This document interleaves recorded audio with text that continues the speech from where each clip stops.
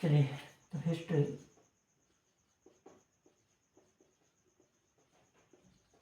इतिहास।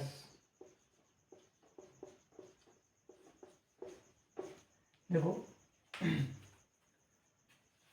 इतिहास के जो जनक ये थे हेरोडोटस।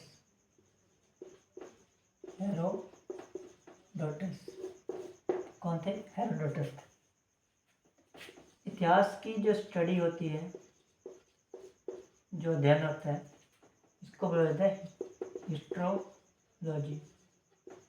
हिस्ट्रोलॉजी हिंदी में बोले तो इतिहास शास्त्र। ठीक है,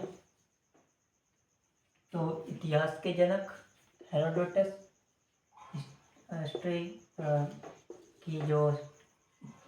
की जो स्टडी होती है उसको बोलते हैं हिस्ट्रोलॉजी। ठीक है, हिस्ट्री जो है इसको मेनली 3 भागों में बांटते हैं। कितने भागों में? 3। तो पहला भाग होता है आपका प्राक ऐतिहासिक। प्राक ऐतिहासिक, प्री हिस्टोरिक। सेकंड होता है आद्य ऐतिहासिक, प्रोटो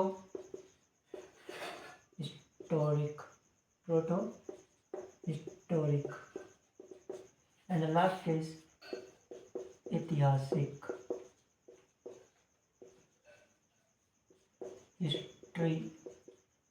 हिस्टोरिक।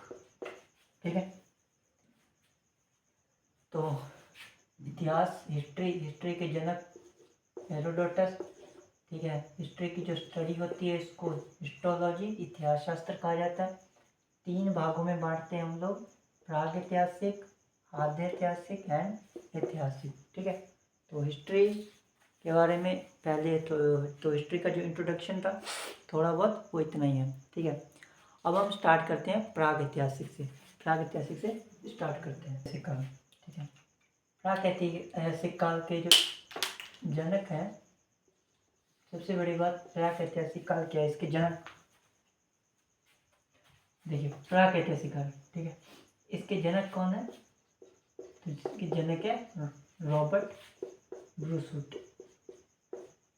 ठीक है, रॉबर्ट ब्रूसवुड। रॉबर्ट ब्रूसवुड इसके क्या जनक। ये एक ऐसा काल था जो जहाँ पे ग्रामीण सभ्यता बनी। क्या सभ्यता? ग्रामीण सभ्यता।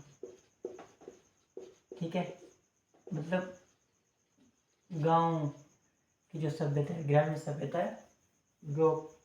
ठीक है, ऐसा ऐतिहासिक काल। तो इसके अंदर जो है किसी भी तरह का जो लिखावट या फिर ये कहें कि लिखित साक्ष्य, यानी कि लिखित साक्ष्य जो है, रिटर्न, ठीक है, रिटर्न सबूत तो आप बोल सकते हो, लिखित साक्ष्य नहीं मिले, लिखित साक्ष्य नहीं मिले इसमें। तो जनक कौन? ब्रूसवुड। ग्रामीण सभ्यता थी, लिखित साक्ष्य नहीं मिले। ये जो काल था ये पत्थरों का काल था। कैसा काल था? पत्थरों का काल था। जिस टाइम क्या था कि आदिमानव का काल। ठीक है, आदिमानव का काल था, पत्थरों का काल था। तो इसी को हम लोग बोलते हैं स्टोन एज। क्या बोलते हैं? स्टोन एज या पाषाण काल। ठीक है, या याद रखिएगा। तो प्राक ऐतिहासिक के जो जनक है वो कौन है? ब्रूसवुड, रॉबर्ट ब्रूसवुड। ग्रामीण सभ्यता थी, लिखित साक्ष्य नहीं मिले हैं, और इसी को हम लोग स्टोन एज या पाषाण काल कहते हैं। ठीक है, ये बेसिकली 4 भागों में बटी हुई थी। कितने भागों में? 4। तो एक एक करके हम चारों देख लेंगे। तो उससे पहले ये देख लीजिए 4 थे कौन कौन से। तो पहला था आपका पुरा पाषाण। कौन सा था? पुरा पाषाण।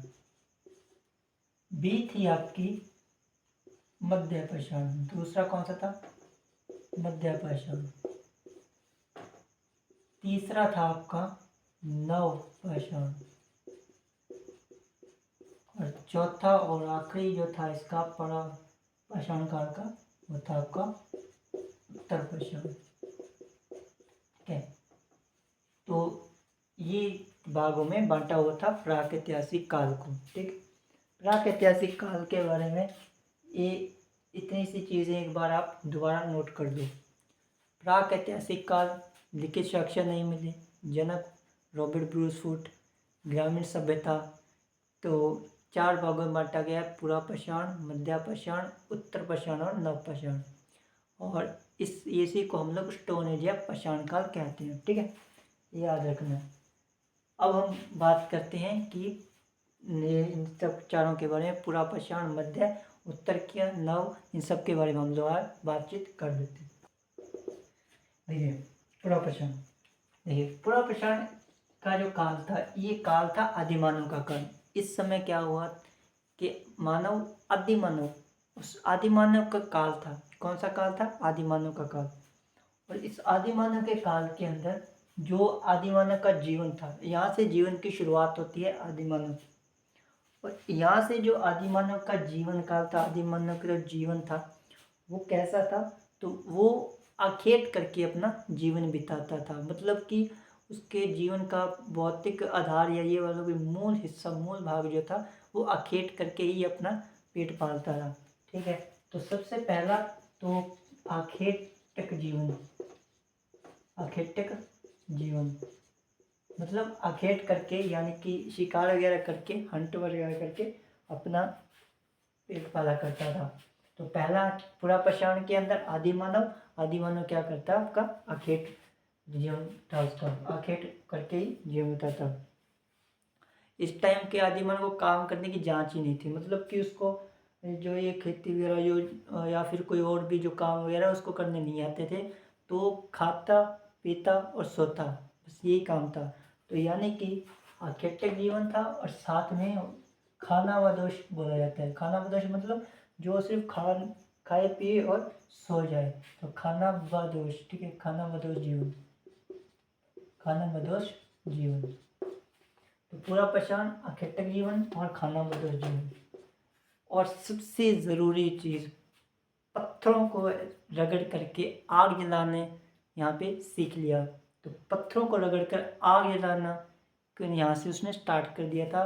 तो आग की खोज जो है वो भी पूरा पाषाण में हो गई थी। अपने जीवन की सबसे, ठीक है, जरूरी खोज जो थी वो कौन सी थी? आग की खोज थी, जो यहाँ पे आदिमानव ने कर ली थी पहले से ही। तो पूरा पाषाण के अंदर आदिमानव का समय है। तो ठीक है, यहाँ पे आप लिख दो किसका?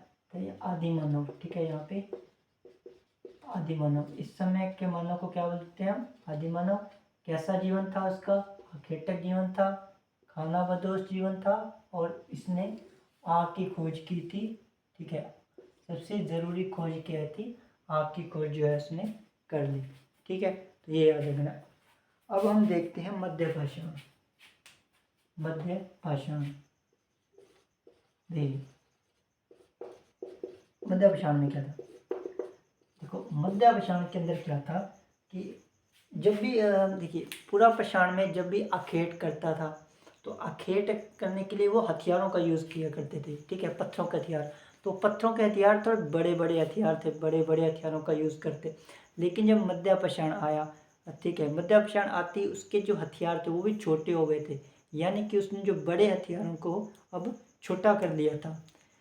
ठीक, कुल्हाड़ी टाइप जैसे आप मान सकते हो, तो वैसा उसने बनाए थे। तो पूरा पाषाण के अंदर जो उसने खाना अपने हथियार जो थे आखेट करने के लिए बड़े हथियार थे, उनको छोटा कर लिया था। तो यहाँ पे लिखिए छोटे हथियार। क्या लिखेंगे आप? छोटे हथियार। ठीक है, प्लस अब यहाँ पे हमें क्या मिलते हैं? जो महिलाओं के लिए के जो आभूषण है, हड्डियों के जो आभूषण है, उसके भी यहाँ पे हमें साक्ष्य मिलते हैं। तो देखिए महिलाओं की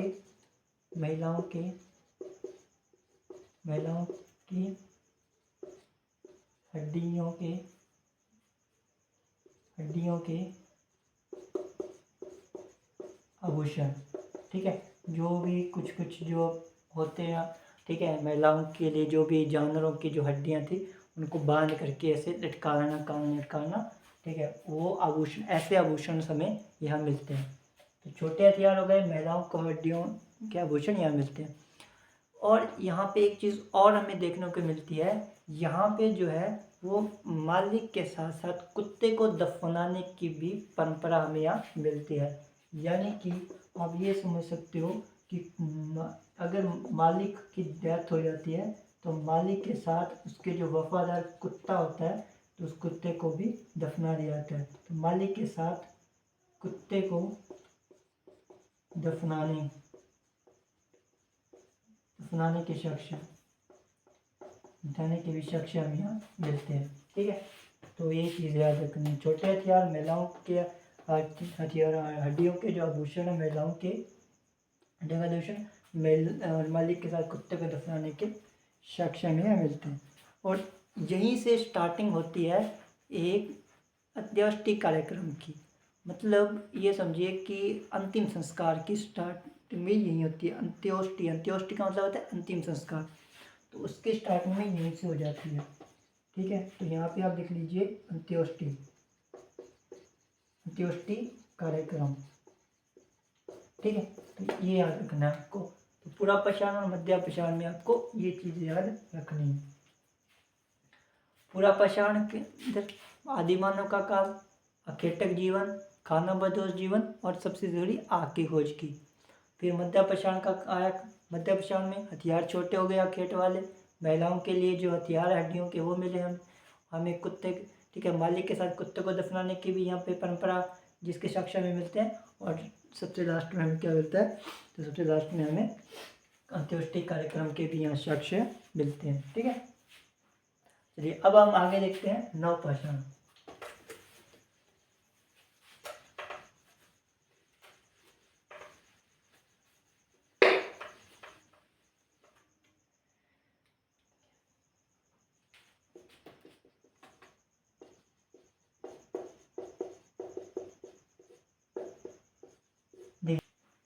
चलिए अब हम आगे देखते हैं नवपाषाण।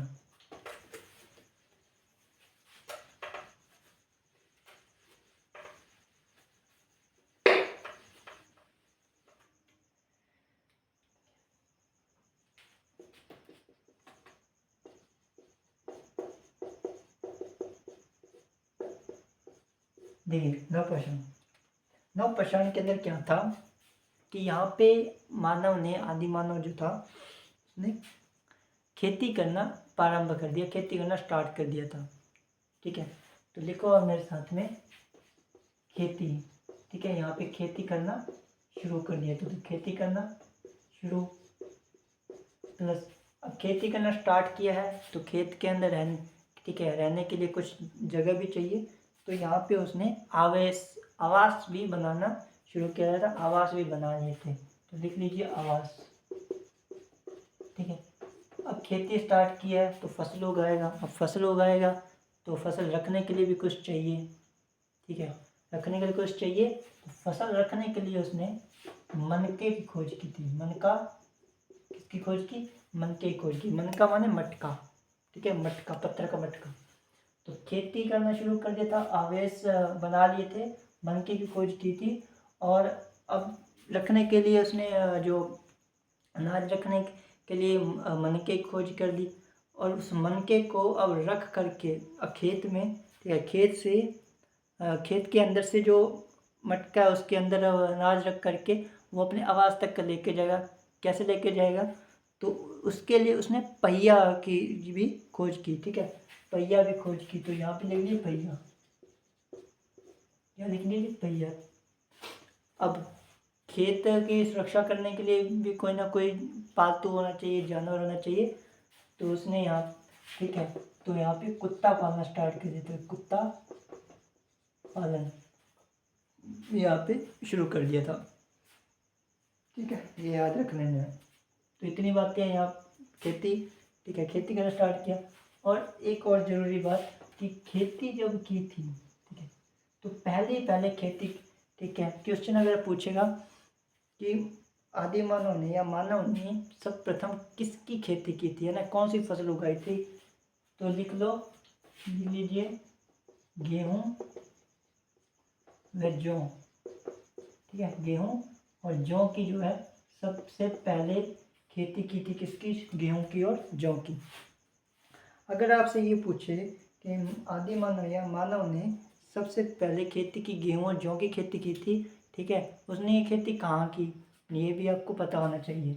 तो उसने जो ये खेती है वो एक जगह पड़ती है, ठीक है, पाकिस्तान के अंदर एक जगह है, तो उस जगह पर पाकिस्तान के अंदर एक जगह है, वहाँ पे उसने ये खेती स्टार्ट की थी।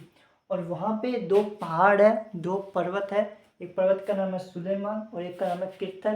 उन किरथर पहाड़ों के मध्य में उसने ये खेती स्टार्ट की। ठीक है, तो ये भी आपको याद रख लेना है। ठीक है, ये भी याद रख लेना। तो कहाँ पे? पाकिस्तान में, ठीक है, 2 पहाड़ों के मध्य, एक पहाड़ का नाम था सुलेमान और एक का सुलेमान और एक का नाम था किरथर। ठीक है, किरथर, ये किरथर, ठीक है, इनके बीच में क्या हुआ, खेती करना स्टार्ट किया। तो ये, और कब किया, कितना टाइम हो गया, अगर टाइमिंग आपसे पूछे तो लगभग बात करूं तो लगभग 7000 BC, बिफोर क्राइस्ट, ईसा पूर्व, बिफोर क्राइस्ट, ईसा पूर्व 7000 ईसा पूर्व पहले किया था। ठीक है, 7000 ईसा पूर्व पहले जो है स्टार्टिंग की थी उसने। ठीक है, तो ये याद रख लेना। नवपाषाण में ये इतनी चीज़ें ये आपको याद रख लेनी है। तो नवपाषाण में खेती करना शुरू कर दिया, आवास बना दिए थे, मन की खोज कर ली, पहिए की खोज की, कुत्ता पालना स्टार्ट कर दिया। और खेती किसकी की? गेहूं और जौ की खेती कर ली 7000 प्लस BC। ठीक है, 7000 BC के आसपास में खेती की थी। सुलेमान और किरथर पहाड़ी हैं पाकिस्तान के अंदर, वहाँ पे स्टार्टिंग कर दिए थे। ठीक है, अब हम बात करते हैं अंतिम, इसका जो प्राक ऐतिहासिक के अंतिम प्रकार कौन सा है आपका? उत्तर पाषाण। देखिए, उत्तर का मतलब ही होता है जो अपने अंतिम समय पे चल रहा हो। किस पे चल रहा हो? अंतिम समय पे, इसी को बताता है। ठीक है, इसी के टाइम के अंदर मैं बात करूं, उत्तर पाषाण के अंदर ही कांसे की खोज हो गई थी। ठीक है, कांसा युगीन सभ्यता भी कहते हैं इसको, क्योंकि इस समय क्या हुआ था, कांसे की भी स्टार्टिंग हो गई थी। कांसा माने ब्रॉन्ज यानी कि तांबे की खोज भी यहाँ पे हो गई थी। तो यहाँ पे आप लिखिए तांबा, एक ही काम का हमारा, तांबे की खोज। ठीक है, तांबे की खोज। तो यहाँ पे आप तांबे की खोज जो थी वो भी यहाँ पे हो गई थी। तो उत्तर पाषाण को हम लोग ताम्र पाषाण भी कहते हैं, क्योंकि ताम्र पाषाण इसलिए क्योंकि यहाँ पे क्या है, तांबे की भी खोज हो गई थी। तो 4 प्रकार याद रखने हैं प्राक ऐतिहासिक के अंदर। ठीक है, एक बार हम लोग क्या है, एक बार पूरा का पूरा रिवाइज कर लेते हैं, फिर हम लोग देखते हैं। ठीक है, देखो स्टार्टिंग में क्या से स्टार्ट किया था, हमने स्टार्ट किया था इतिहास से। इतिहास के जो जनक किसको, हेरोडोटस को कहा जाता है। इतिहास की स्टडी क्या कहलाती है? तो हिस्ट्रोलॉजी कहलाती है, इतिहास शास्त्र कहलाता है। इतिहास को 3 भागों में बांटा गया, प्रागैतिहासिक, आदिऐतिहासिक, ऐतिहासिक। प्रागैतिहासिक की है, ठीक है, किसने खोज की? रॉबर्ट ब्रूस ने खोज की थी। और इसको पाषाण काल कहा जाता है। ग्रामीण सभ्यता है, इसके अंदर कोई भी लिखित साक्ष्य नहीं मिले। इसके 4 भाग हैं। पहला है पुरापाषाण, जिसके अंदर आग की खोज हो गई थी। आदि मानव का जीवन था वो आखेटक जीवन था और खाना बदोश जीवन था। ठीक है, फिर आया दूसरा फिर आता है आपका मध्यपाषाण, जहाँ पे अंत्येष्टि कार्यक्रम स्टार्ट हुआ। और हथियार जो छोटे हो या खेट वाले, महिलाओं के जो हथियारों, हड्डियों के आभूषण में यहाँ मिलते हैं। और हमें यहाँ पे कुत्ते को मालिक के साथ दफनाने की भी हमें यहाँ पे साक्ष्य मिलते हैं। ठीक है, वहाँ पे परंपरा जो थी वो उसके साक्ष्य में यहाँ मिलते हैं। फिर आता है आपका नवपाषाण। नवपाषाण के अंदर आदिमानव ने खेती करना स्टार्ट कर दिया था, कुत्ता पालना स्टार्ट कर दिया, आवास बना लिए थे, मन की खोज कर ली, पहिए की खोज कर ली। और लास्ट आता है आपका उत्तर पाषाण, जहाँ जिसको हम ताम्रपाषाण भी कहते हैं। और इसी के अंदर जो तांबे की खोज हो गई थी। ठीक है, तो ये आपको याद रखना है। प्रागैतिहासिक के अंदर इतनी बातें हैं, इससे ज़्यादा खाते नहीं है। ठीक है, मेहरगढ़, क्या नाम है? मेहरगढ़, पाकिस्तान के अंदर जो मेहरगढ़ की नाम की जगह है, यहाँ पे खेती करना स्टार्ट कर दिया। ठीक है, तो इतना आपको चीज़ों प्राक ऐतिहासिक के अंदर याद रखनी है। ओके, चलिए तो ठीक है, मिलते हैं अब नेक्स्ट क्लास में। नेक्स्ट क्लास में आधे ऐतिहासिक करेंगे, तो आधे ऐतिहासिक के अंदर हम लोग मिलेंगे। Okay, bye, see you.